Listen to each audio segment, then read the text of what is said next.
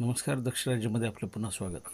कोल्हापुरात अंमली पदार्थ विरुद्ध LCBची मोठी कारवाई. पाहूया सुशांत चव्हाण PI यांच्याकडून रिपोर्ट. सर यांनी स्थानिक गुन्हे शाखेला अंमली पदार्थ विशेष मोहीम राबवून अंमली पदार्थांच्या अनुषंगानं गुन्हे केसेस करण्याच्या सूचना दिलेल्या होत्या. त्याबाबत आम्ही स्थानिक गुन्हे विषयाची पथके वेगवेगळी तयार करून नेमलेली होती. एका पथकातील अंमलदार वैभव पाटील यांना माहिती मिळाली की मुळशिंगी रोडला एक इसम चरस विक्री करण्यासाठी येणार आहे. त्यावर आम्ही सगळ्यांनी पथक तयार करून सापळा लावला. त्या मुलाला ताब्यात घेतलं. त्याचं नाव ओंकार मिठारी असं होतं.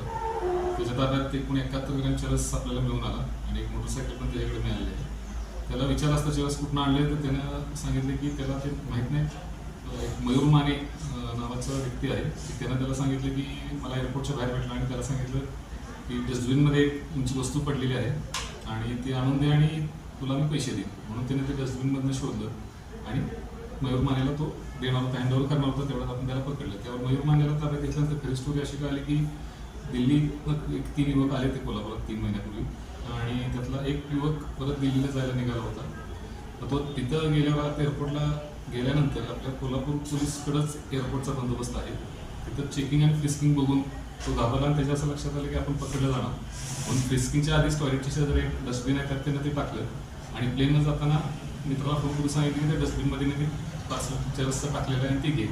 अशा पद्धतीने मयूर मानेला त्या ओंकारला सांगितलं. ओंकार मिठारी हा तिथे एअरपोर्टवर कंत्राटी पद्धतीवर बेल्ट ऑपरेटर म्हणून कामाला आहे. त्यामुळे त्याला तिथं आत ॲक्सेस आहे जाण्याचा. त्याला ते बाहेर मग परत मयूर मानेचा कॉन्टॅक्ट घेऊन त्याला विक्री करण्याचा प्रयत्न केला. त्यात आपण त्याला पकडलेला आहे.